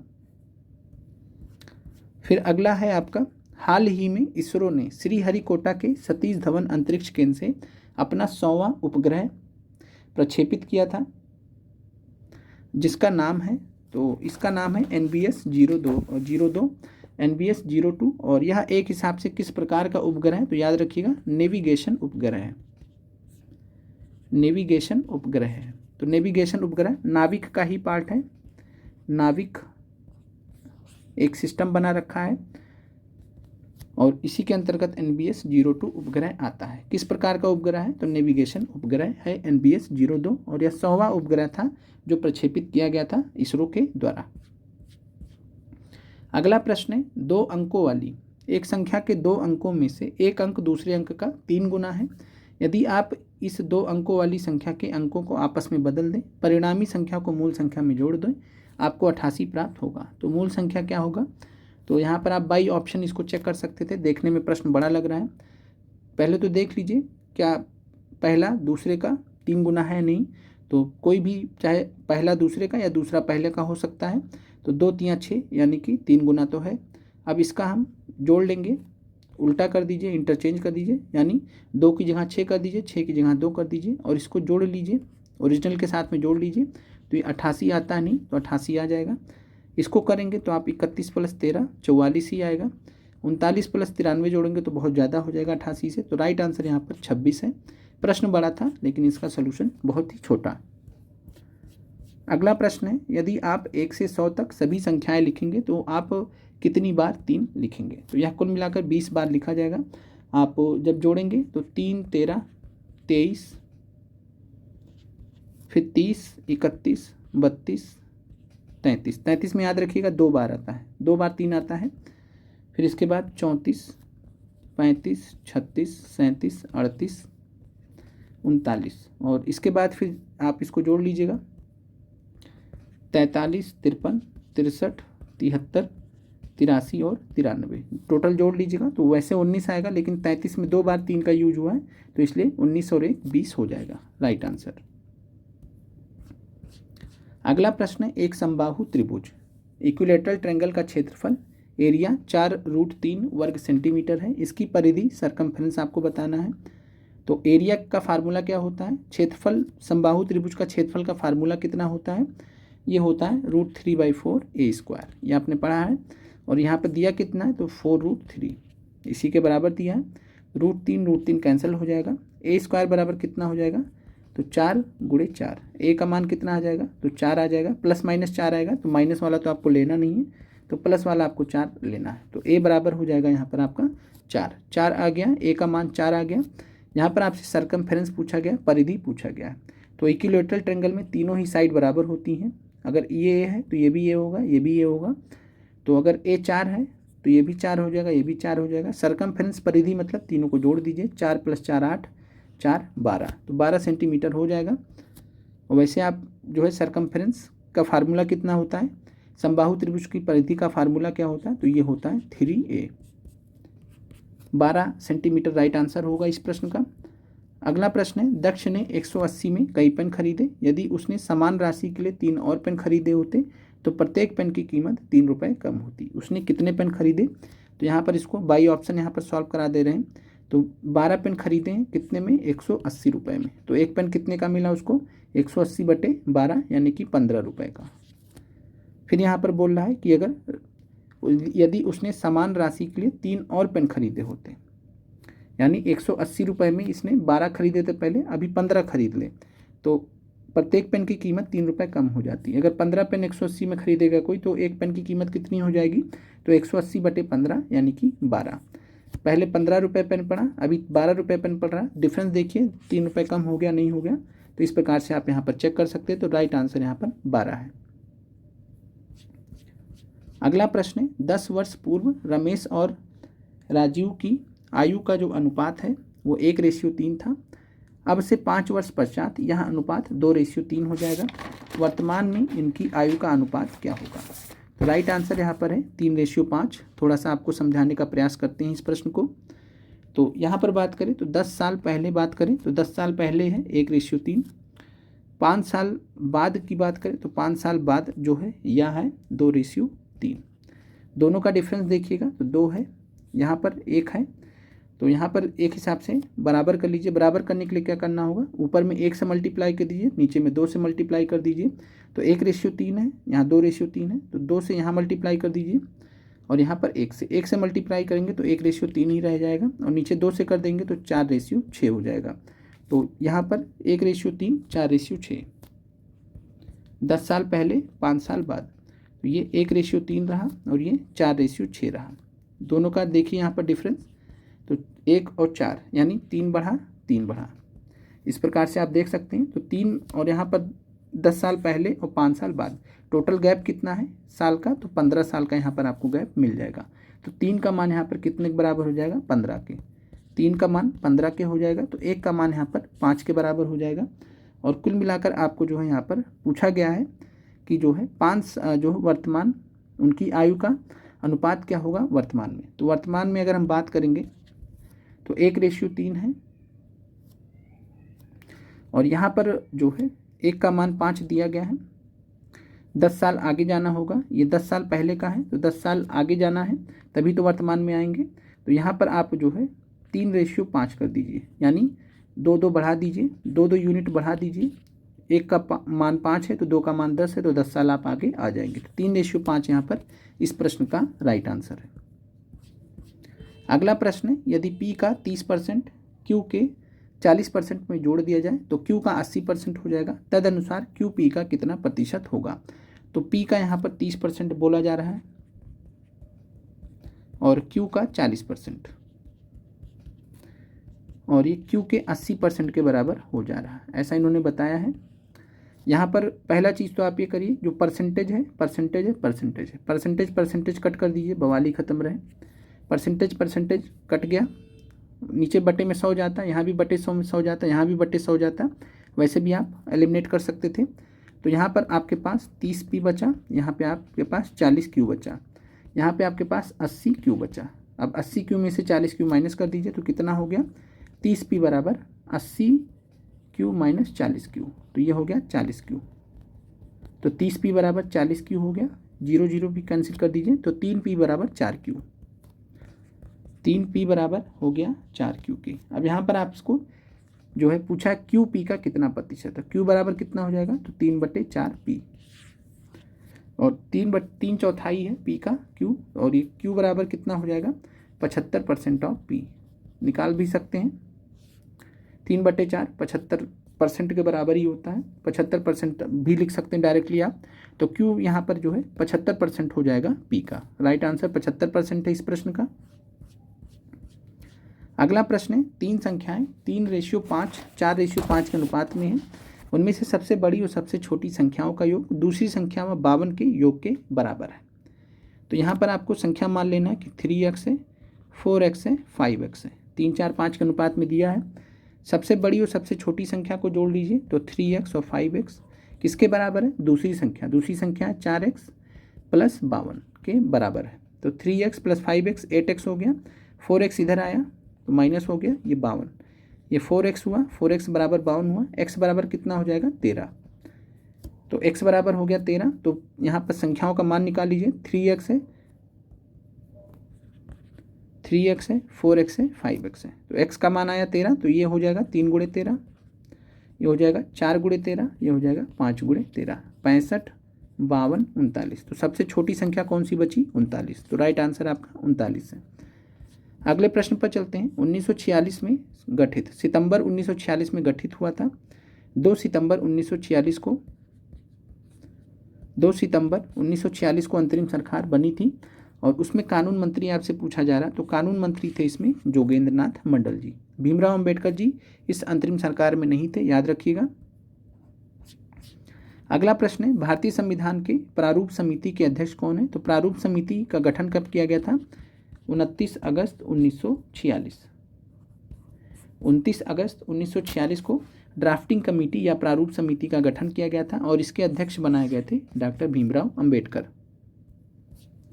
अगला प्रश्न है, 1948 में संविधान सभा ने भाषाई प्रांत आयोग, जिसको लिंग्विस्टिक प्रोविंसेस कमीशन कहते हैं, की नियुक्ति की थी, और इसकी अध्यक्षता किसने की थी, तो इसकी अध्यक्षता की थी न्यायमूर्ति, यानी जज थे तो न्यायमूर्ति SK धार साहब ने। तो SK धार साहब ने इस आयोग की अध्यक्षता की थी, और इन्हीं के नाम से इसको धार कमीशन भी बोला जाता है, धार आयोग भी बोला जाता है।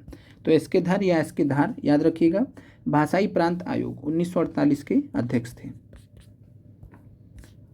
इसके अलावा JBP कमेटी भी आई थी। तो JBP समिति जब आपसे पूछेगा तो J for Jawaharlal Nehru, B for Vallabh भाई पटेल और P फॉर पट्टाभी सीतारमैया, 3 लोग इसमें शामिल थे। ये भी इसी से रिलेटेड थी। भाषाई चीज़ों के बारे में इसको रिकमेंडेशन देना था कि क्या भाषा के आधार पर जो है राज्यों का विभाजन हो सकता है, तो इन्होंने मना कर दिया था। फिर जो है एस के धार साहब ने भी यही बोला कि नहीं, भाषा के आधार पर नहीं करना चाहिए, नहीं दिक्कत हो जाएगा। फिर जो है एक जो है दुखद घटना हो जाती है, जिसके परिणाम स्वरूप 1953 में एक व्यक्ति थे जिसका नाम अगर आपको याद हो तो आप कमेंट कीजिएगा। और 1953 में जब आंध्र राज्य का, जिसको आज हम आंध्र प्रदेश कहते हैं, तो आंध्र राज्य का वहाँ पर जो है गठन हुआ था। 1953 में भाषा के आधार पर पहला राज्य आंध्र प्रदेश बना था। फिर आपको मालूम है 1953 में कौन सा आयोग आया था? फजल अली कमीशन, फजल अली आयोग, जिसके बारे में हमने आपसे पहले भी चर्चा किया है। एच.एन. कुंजरू और के.एम. पनिक्कर इसके अन्य सदस्य थे फजल अली आयोग के। अगला प्रश्न है, निम्नलिखित में से किस संशोधन द्वारा मौलिक कर्तव्यों को संविधान में जोड़ा गया? तो मौलिक कर्तव्यों की बात करें तो 10 मौलिक कर्तव्यों को जोड़ा गया था। 11वां वाला बाद में जोड़ा गया था, तो 10 मौलिक कर्तव्य जोड़े गए थे 42वें संविधान संशोधन अधिनियम 1976 से। तो राइट आंसर है यहाँ पे 42वें संविधान संशोधन अधिनियम 1976 है। 11वां जो मौलिक कर्तव्य था ये कब जोड़ा गया था? तो ये 86वें संविधान संशोधन अधिनियम 2002 के माध्यम से जोड़ा गया था। अगला प्रश्न है, उच्चतम न्यायालय सुप्रीम कोर्ट ने संविधान के मूल ढांचे का सिद्धांत डॉक्ट्रिन ऑफ बेसिक स्ट्रक्चर किस वाद में प्रतिपादित किया था? तो केशवानंद भारती का केस था 1973 का। इसी के केस के सुनवाई के दौरान डॉक्ट्रिन ऑफ बेसिक स्ट्रक्चर उच्चतम न्यायालय ने प्रतिपादित किया था संविधान के मूल ढांचे का सिद्धांत। अगला प्रश्न है, 52वें संविधान संशोधन 1985 के माध्यम से संविधान में कौन सी अनुसूची शेड्यूल जोड़ा गया था? तो 10वीं अनुसूची, जो कि दल बदल से रिलेटेड है। इसको दल बदल कानून भी बोलते हैं। तो दल बदल कानून था ये 52वां संविधान संशोधन अधिनियम। इसके माध्यम से 10वीं अनुसूची जोड़ी गई थी भारत के संविधान में। अगला प्रश्न आपका है, मंडल आयोग के गठन के समय भारत के प्रधानमंत्री कौन थे? तो मंडल आयोग के गठन के समय बात करें तो 1979 में गठन हुआ था मंडल आयोग का। मोरारजी देसाई इसके समय भारत के प्रधानमंत्री थे। रिपोर्ट कब सौंपी थी मंडल आयोग ने? तो 1980 में। इसके अलावा मंडल आयोग के अध्यक्ष कौन थे, ये आपसे पूछा जा सकता है। तो बिहार के पूर्व मुख्यमंत्री थे बिंदेश्वरी प्रसाद मंडल। तो बिंदेश्वरी प्रसाद मंडल जो कि बिहार के पूर्व मुख्यमंत्री थे उस समय। तो बिंदेश्वरी प्रसाद मंडल, नाम में इनके मंडल था, इनके नाम की वजह से मंडल आयोग कहा जाने लगा। तो बिंदेश्वरी प्रसाद मंडल मंडल आयोग के अध्यक्ष थे, याद रखिएगा। इसके अलावा मंडल आयोग की जो सिफारिशें थी उनको लागू कब किया गया, ये आपसे पूछा जा सकता है। तो मंडल आयोग की जो सिफारिशें थी ये लागू की गई थी 1990 में। किसके द्वारा? तो बीपी सिंह की सरकार द्वारा। तो बीपी सिंह ने 1990 में लागू किया था मंडल आयोग की सिफारिशों को। अगला प्रश्न है, डाक संशोधन विधेयक जो कि 1986 में आया था, पॉकेट वीटो का प्रयोग किस राष्ट्रपति ने किया था? पॉकेट वीटो का मतलब है कि इस पर इन्होंने रिप्लाई ही नहीं किया कि हम इसको पास करेंगे नहीं करेंगे, साइन भी नहीं करके दिया, रख दिया और उस पर एक्शन ही नहीं लिया। और इस प्रकार का जब एक्ट किसी राष्ट्रपति के द्वारा किया जाता है तो उसको हम भारत के संदर्भ में बोलते हैं कि पॉकेट वीटो। पॉकेट वीटो का प्रयोग राष्ट्रपति ने डाक संशोधन विधेयक 1986 में किया था। उस समय राष्ट्रपति कौन थे? ज्ञानी जैल सिंह जी। 1982 से लेकर 87 के बीच में ये भारत के राष्ट्रपति रहे थे ज्ञानी जैल सिंह, और इनको हम इसीलिए जानते हैं कि इन्होंने पॉकेट वीटो का प्रयोग करने वाले एकमात्र राष्ट्रपति भी रहे हैं। अगला प्रश्न आपका है, भारत के एकमात्र निर्विरोध राष्ट्रपति नीलम संजीवा रेड्डी राष्ट्रपति कब बने थे? तो आपने ये तो बहुत बार पढ़ा होगा, रटा भी होगा कि भारत के एकमात्र निर्विरोध राष्ट्रपति कौन चुने गए थे? नीलम संजीवा रेड्डी। तो आपको मालूम था, लेकिन यहाँ हमने थोड़ा सा प्रश्न को और टिपिकल किया, आपसे वर्ष पूछ लिया। तो 1977 यहाँ पर राइट आंसर है।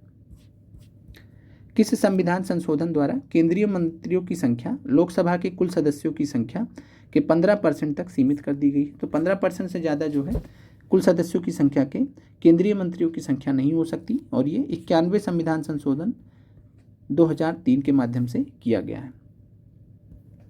अगला प्रश्न आपका है, दिसंबर 2002 में संविधान के 86वें संविधान संशोधन ने किस मौलिक अधिकार को शामिल किया था? तो 86वां संविधान संशोधन ने मौलिक अधिकार 21A के अंतर्गत शिक्षा का अधिकार बोलते हैं। तो राइट आंसर यहाँ पर शिक्षा हो जाएगा।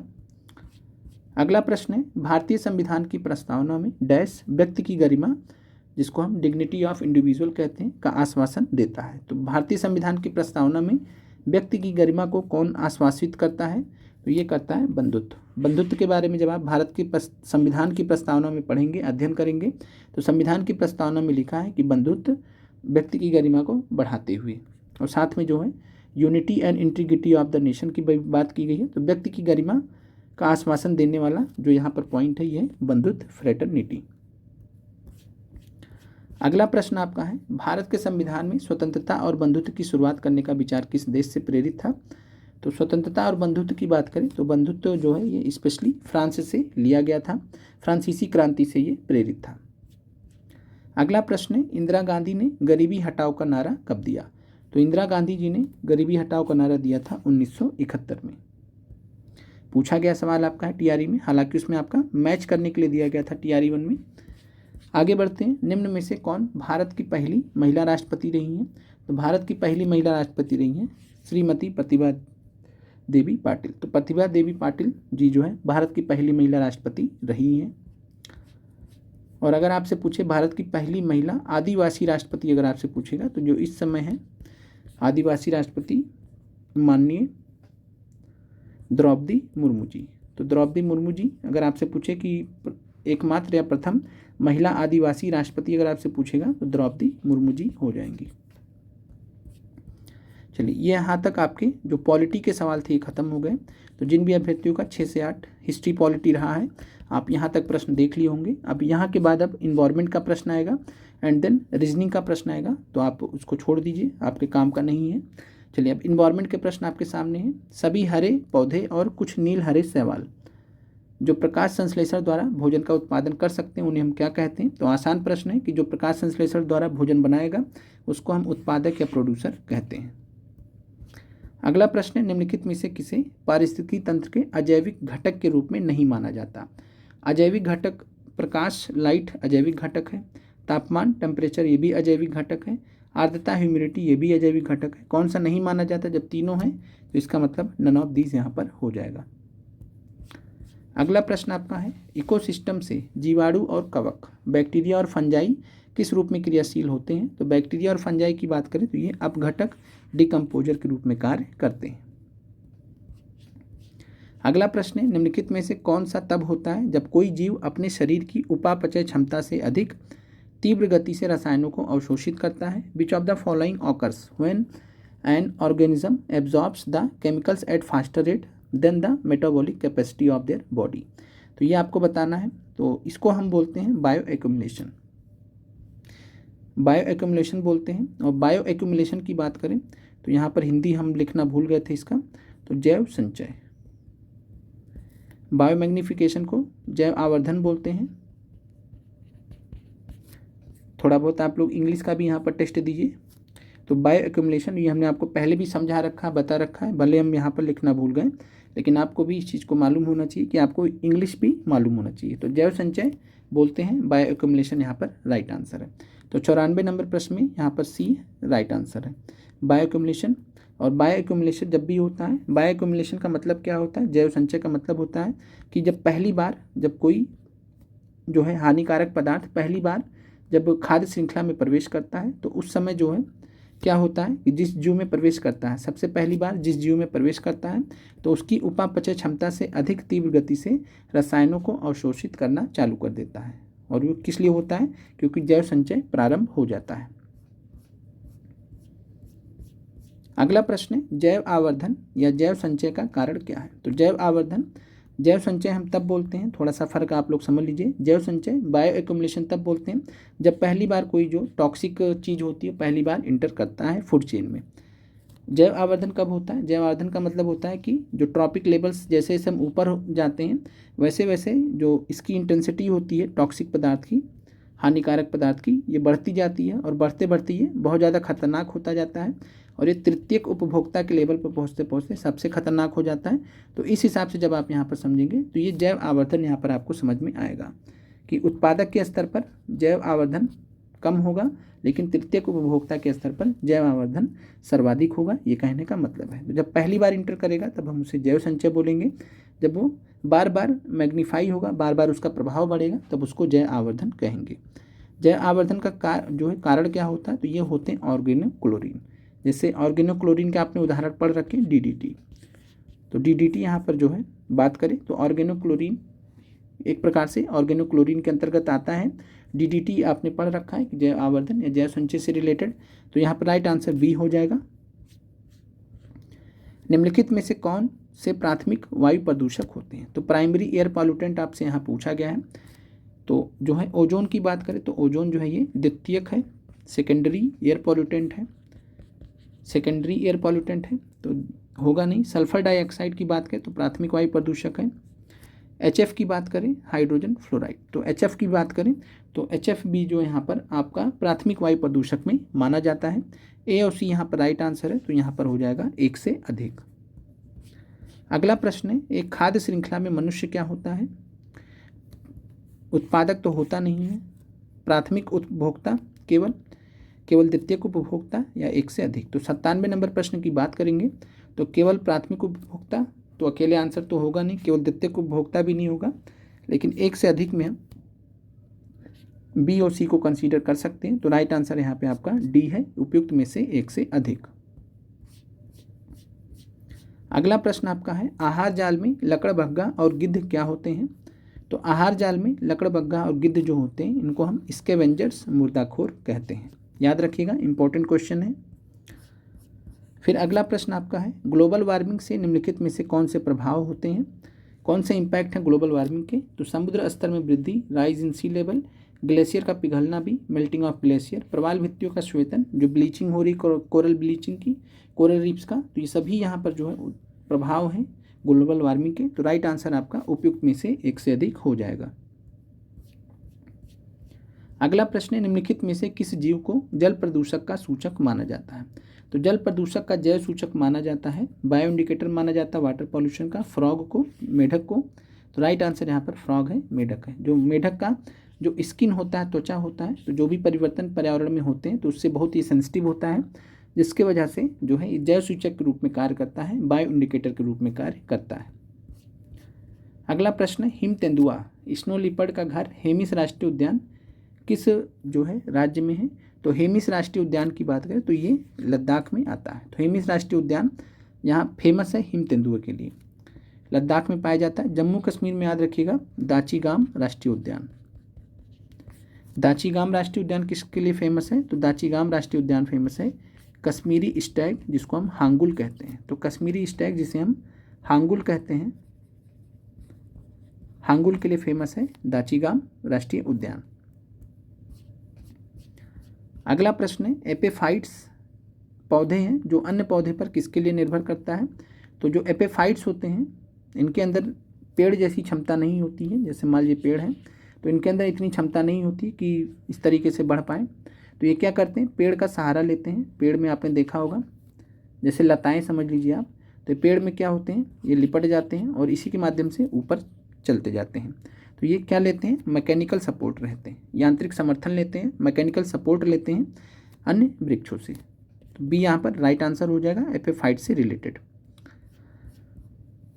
अगला प्रश्न आपका है, क्योटो प्रोटोकॉल कब लागू हुआ था, क्योटो प्रोटोकॉल कब पारित हुआ था, तो अगर ये पूछा जाता कि क्योटो प्रोटोकॉल आपका कब पारित हुआ तो 1997 राइट आंसर होता। यहाँ पूछा गया क्योटो प्रोटोकॉल को कब लागू किया गया, तो लागू किया गया था 2005 में, ये फ़र्क है। अगर आपसे पूछेगा कब पारित हुआ था तो क्योटो प्रोटोकॉल कब आया था 1997 में, कब पारित किया गया और कब लागू किया गया है 2005 में। अगला प्रश्न है, अंतर्राष्ट्रीय सौर गठबंधन इंटरनेशनल सोलर अलायंस की स्थापना भारत और फ्रांस ने मिलकर 2015 में संयुक्त राष्ट्र जलवायु परिवर्तन सम्मेलन के किस कोप के दौरान किया था, तो ये उस समय चल रहा था कोप 21। ये कहाँ हुआ था, तो पेरिस में हुआ था, फ्रांस के पेरिस में हुआ था कोप 21। कोप 21 के दौरान अंतर्राष्ट्रीय सौर गठबंधन की स्थापना की गई थी भारत और फ्रांस के द्वारा। अंतर्राष्ट्रीय सौर गठबंधन का जो हेडक्वार्टर है वो कहाँ पर है, कमेंट कर दीजिएगा एक बार।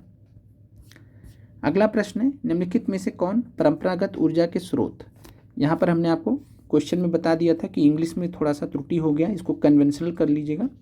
टाइपिंग करने पर क्या होता है कि कन्वेंशनल लिखते हैं लेकिन कन्वेक्शनल पकड़ लेता है, तो इस वजह से ये हुआ।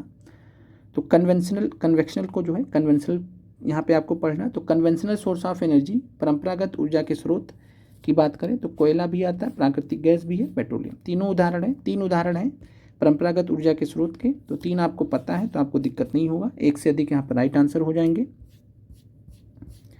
चलिए अब आते हैं प्रश्न पर, जो रीजनिंग के कुल 1 प्रश्न है, एक साथ ही हमने यहाँ पर कर दिए थे।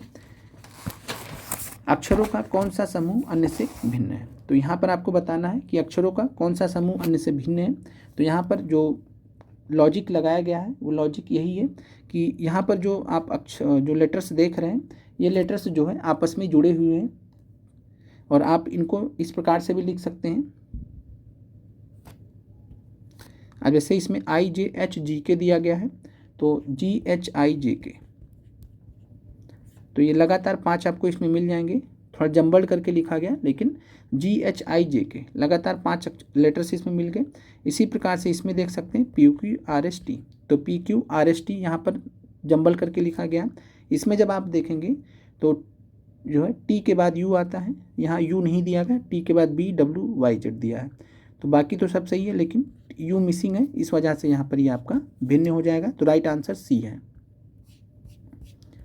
एक निश्चित कूट भाषा में क्लॉट को लिखा जाता है, मोज़ेक को क्या लिखा जाएगा? तो यहाँ पे जितने भी लेटर्स हैं इनका जो संख्या होता है उस संख्या का आप दोगुना कर दीजिए तो आपको यहाँ पर मिल जाएगा। M होता 13, 13 दूनी 26, O होता 15, 15 दूनी 30, S होता 19, 19 दूना 38, A होता 1, 1 का मतलब 2 हो गया, I का होता है 9, 9 का हो गया 18, C का होता 3, 3 दूना 6। तो राइट आंसर यहाँ पर A हो जाएगा। अगला प्रश्न आपका है, एक लड़की ने एक लड़के का परिचय अपने चाचा के पिता की पुत्री के पुत्र के रूप में कराया। लड़का लड़की का क्या लगता है? तो इस क्वेश्चन को आपने सॉल्व कर लिया होगा, उम्मीद है। राइट आंसर यहाँ पर भाई है। अब एक लड़की है, लड़की से आप कनेक्ट कर सकते हैं कि लड़की है और उस लड़के का परिचय करा रही है। कैसे परिचय करा रही है? अपने चाचा, यानी लड़की के चाचा कौन है? तो यहाँ पर मान लीजिए लड़की के ये फादर होते, फादर के भाई इसके जो है अंकल होते, चाचा होते। तो चाचा के पिता कौन होंगे? तो यही फादर और इन दोनों के जो पिता होंगे, फादर और अंकल के जो पिता होंगे यही हो जाएंगे, तो चाचा के पिता हो जाएंगे। चाचा के पिता हो गए। पिता की पुत्री कौन होंगी? तो इन्हीं की कोई भाई बहन होंगी, तो इन्हीं की कोई बहन हो जाएंगी, इन्हीं की बहन हो जाएंगी। पिता की पुत्री के पुत्र इन्हीं का कौन है? पुत्र है। तो यहाँ पे जो है ये कैसे कनेक्ट हो जाएंगे? तो ये आपस में क्या हो जाएंगे? भाई हो जाएंगे। तो लड़का जो है लड़की का क्या लगेगा? भाई लगेगा। अगला प्रश्न है, ABCDEF जरूरी नहीं कि इसी क्रम में हो। एक गोल मेज पर बैठे हुए, यानी एक गोल मेज है उसी पर बैठे हुए हैं सब लाइन से, सेंटर की तरफ सब लोग देख रहे हैं। A D और F के बीच में है, A जो है D और F के बीच में है। C D के विपरीत बैठा है। D और E पड़ोसी कुर्सियों पर नहीं है। निम्नलिखित में से कौन जोड़े पड़ोसी कुर्सियों पर बैठे होंगे? तो इस प्रश्न को आपको जो है कुछ इस प्रकार से सॉल्व करना था। एक गोल मेज बना लीजिए और यहाँ पर आप जो है 6 लोगों को बैठाने का अरेंजमेंट कुछ इस प्रकार से कर लीजिए। यहाँ पर बताया गया है कि जो है D और F के बीच में A बैठे हैं, तो D और F के बीच में एक बैठा दीजिए। D के उल्टे में कौन बैठा है? तो C बैठे हैं। और साथ में बोला गया है कि यहाँ पर बोला गया है कि D और E जो है पड़ोसी नहीं है। तो D और E यानी E यहाँ नहीं हो सकते, E यहाँ नहीं हो सकते, एक ही खाली बचा ये, तो E यहाँ हो गए। और यहाँ पर आपसे पूछा गया है E यहाँ हो गए, तो यहाँ पे कौन बचेंगे? यहाँ बचेंगे B। तो कौन पड़ोसी कुर्सियों पर बैठे हैं? C और E देख लीजिए, तो साथ में बैठे हैं, पड़ोसी हैं। B और F बैठे हैं क्या? तो B और F तो अपोजिट हैं। A और C की बात करें तो A और C ये भी नहीं बैठे हैं, तो राइट आंसर आपका C और E हो जाएगा। अगला प्रश्न है, एक व्यक्ति का मुख पश्चिम की ओर है, वह घड़ी की दिशा में 45 डिग्री मुड़ता है और फिर उसी दिशा में 180, फिर वामावर्त दिशा में 270 डिग्री मुड़ता है। अब उसका मुख किस दिशा की ओर है? एक व्यक्ति है, वेस्ट की तरफ हो जो है करके बैठा हुआ है। दिशाएं यहाँ पर आपने बना लिया, पश्चिम की तरफ मुख करके बैठा हुआ है। यहाँ से 45 डिग्री मूव कर रहा है। ये एंगल आप देख रहे हैं, ये पूरा 90 होता है। 45 का मतलब क्या हो गया, अगर इधर की तरफ मूव करके बैठा है तो 45 का मतलब हो गया कि यहाँ बीच में, तो यहाँ पर पहुँचा 45 हो गया क्लॉकवाइज डायरेक्शन में। क्लॉकवाइज का मतलब है ये वाली डायरेक्शन, घड़ी के चलने के डायरेक्शन में। तो यहाँ पर इस तरीके से 45 डिग्री हो गया। फिर उसके बाद 180 डिग्री और क्लॉकवाइज ले रहा है घड़ी के दिशा में, तो 180 डिग्री कितना हो जाएगा, इसी का जस्ट उल्टा कर दीजिए। तो ये 45, ये 45 और ये 90, तो 90 90 180 हो गया, ऐसे भी देख सकते हैं।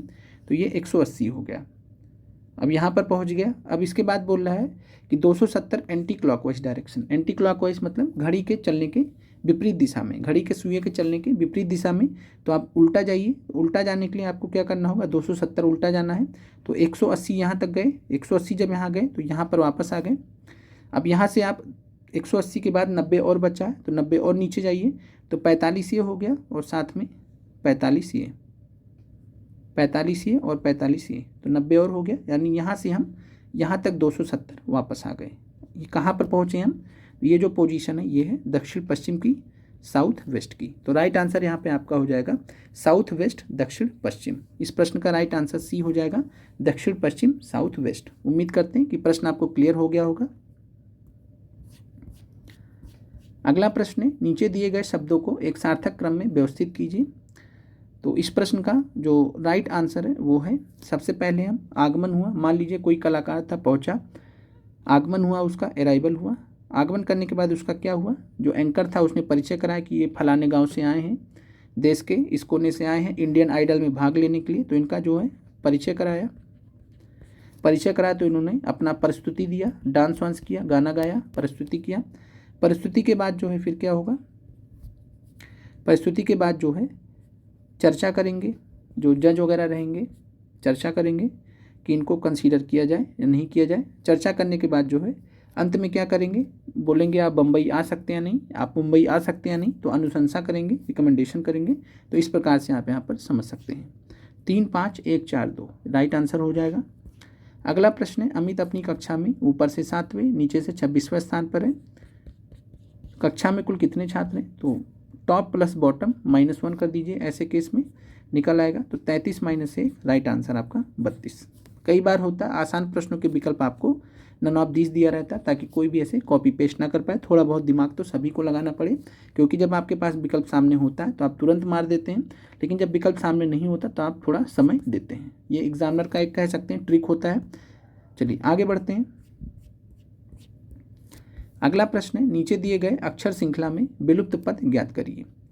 तो BFCHHOLT, तो यहाँ पर बात करेंगे हम। तो यहाँ पर जो लॉजिक लगाया गया है वो कुछ इस प्रकार से है कि B और F की बात करें तो 2 6 हैं, CH की बात करें तो 3 8 है, यानी 2 4 6 हो गया, 3 + 8, तो 2 4 6 हो गया, 3 + 5 8 हो गया। EK जोड़ दीजिएगा, तो EK का यहाँ पर है 5 और 11, तो यहाँ कितना जुड़ा, 5 + 6 जुड़ गया, तो EK यहाँ पर आपका राइट आंसर। HO में कितना हो जाएगा, 8 और 15, तो 7 जुड़ गया, तो 4 जुड़ा, 5 जुड़ा, 6 जुड़ा, 7 जुड़ा, अगले में 8 जोड़ दीजिए। LOT में 8 जुड़ा है, 12 और 20 यानी 8 हो गया। तो इस प्रकार से यहाँ पर आप देख सकते हैं। अगला प्रश्न है, एक सटीक घड़ी सुबह में 8 बजे दर्शाती है। 12 बजेंगे तो यहाँ 6 बजेगा, यहाँ 3 है तो यहाँ 9 है, और इस प्रकार से आप समझ सकते हैं। ये 8 है तो ये 2 है, 1 है तो ये 7 है, और यहाँ पर बताया जा रहा है कि 8 बजे कोई सुई है जो 8 बजे यहाँ पर दिखा रही है। अब घड़ी में दोपहर 2 बज रहे हैं, दोपहर 2 यानी कि यहाँ बज रहा है। अब पूछ रहा है कि जब यहाँ 8 बज रहा था, अब जब यहाँ 2 बज रहा है तो घड़ी जो है घंटे की सुई कितनी डिग्री घूमी होगी। तो यहाँ पर 8 बज रहा है, यहाँ 2 बज रहा है, कितनी घूमी होगी, तो आप देख रहे हैं एकदम फ्लैट है। ऐसा कभी भी जब केस होता है तो हम क्या बोलते हैं, 180 डिग्री का यहाँ पर कोण बना रहा है। तो राइट आंसर 180 डिग्री हो जाएगा इस प्रश्न का।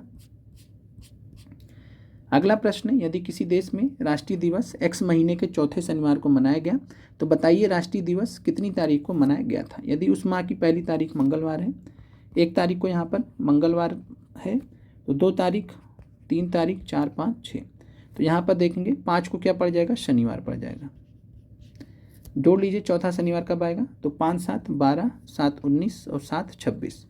26 को यहाँ पर शनिवार पड़ेगा और यानी कि शनिवार को जो है मनाया गया था ये राष्ट्रीय दिवस। संख्या में विलुप्त पद आपको ज्ञात करना है, तो 1 और 5 6 होता है, 6 7 11 होता है, 6 7 13 होता है, 13 9 22 होता है, 22 11 33 होता है, 33 और 13 46 होता है। तो राइट आंसर यहाँ पे आपका 46 होना चाहिए। तो 1 + 5 यानी 5 जुड़ा, 6 7 7 जुड़ा, फिर 9 जुड़ा, 11 जुड़ा, अगले में 13 जुड़ना चाहिए था। तो राइट आंसर यहाँ पर 46 आता, नन ऑफ दिस यहाँ पर राइट आंसर है। यदि इरेजर को बॉक्स कहा जा रहा है, बॉक्स को पेंसिल कहा जा रहा है, पेंसिल को शार्पनर कहा जा रहा है, शार्पनर को बैग कहा जा रहा है। तो बच्चा किस चीज़ से लिखेगा, तो आप कहेंगे बच्चा पेंसिल से लिखेगा, लेकिन पेंसिल को क्या मान लिया गया, शार्पनर। तो यानी पेंसिल का नाम बदल के शार्पनर कर दिया गया, शार्पनर से बच्चा लिख रहा होगा। समझ गए होंगे आप।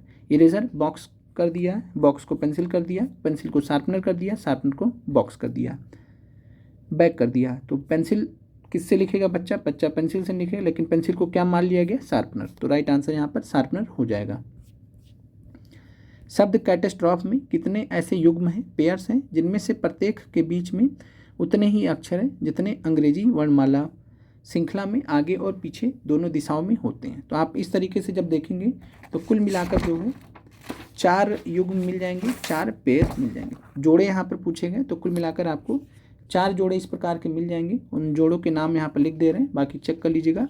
ST और OP और साथ में OT और PR, ये 4 जोड़े आपको मिल जाएंगे, जिनमें प्रत्येक के बीच में उतने ही अक्षर होंगे जितना अंग्रेजी वर्णमाला में आगे और पीछे दोनों दिशाओं में होते हैं।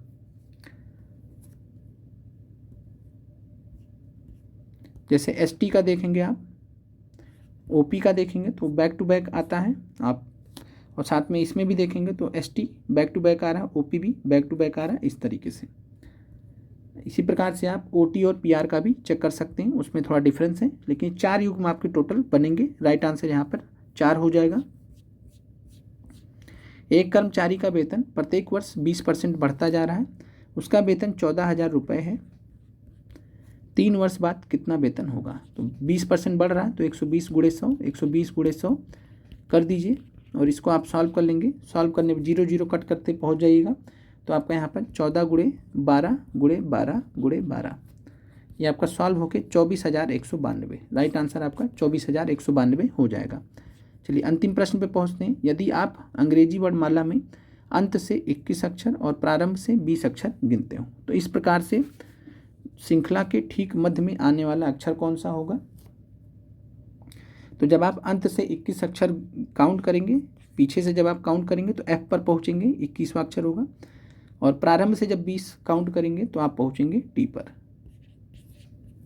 तो यहाँ पर आप जो है बीच में आपको कौन मिलेगा, तो बीच में आपको M मिलेगा। M और T के बीच में देखेंगे तो कुल 6 मेंबर्स हैं, और F और M के बीच में भी कुल 6 मेंबर्स हैं। तो बीच में यहाँ पर M पड़ेगा, तो मध्य में M पड़ेगा। राइट आंसर M है। तो उम्मीद करते हैं कि आपको टेस्ट अच्छा लगा होगा। कमेंट कीजिएगा आपके जो है मार्क्स कितने आए, साथ में आप लोगों को टेस्ट कैसा लगा, एक्सपीरियंस भी अपना शेयर कीजिएगा। आपने बहुत सारे टेस्ट भी अलग अलग जगह पर सॉल्व किए होंगे। हमारी चूँकि लिमिटेशन है, बहुत ज़्यादा टेस्ट तो बना नहीं सकते, चूँकि एक टेस्ट को बनाने में घंटों लग जाते हैं, 12 से 15 घंटे लग जाते हैं, तो बहुत समय जाता है उसको चेक भी करना, फिर वीडियो भी बनाना। देखिए 1-1.5 घंटे का तो वीडियो ही बन गया। तो ये सारी चीज़ें रहती हैं, और अभी हम कोशिश करेंगे कि आपका जो MCQ सीरीज़ है ये आपका करा दें। MCQ सीरीज़ आपके बहुत काम आएगा, एक भी प्रश्न आपका छूटेगा नहीं। दूसरा चीज़ है कि MCQ कर लेने के बाद आप फिर NCERT थ्योरी आपको रटना नहीं पड़ेगा, इसी MCQ को बार बार करते जाइएगा, सब इंपॉर्टेंट प्रश्न इसमें हो जाएंगे। तो आपको लाइन बाय लाइन यहाँ पर प्रश्न हो जाएंगे। तो हम आपको मंडे से MCQ सीरीज वापस से स्टार्ट करने वाले हैं। आप सभी अभ्यर्थियों का देखने के लिए, जुड़ने के लिए बहुत बहुत धन्यवाद। मार्क्स अपने आप कमेंट जरूर कर दीजिएगा।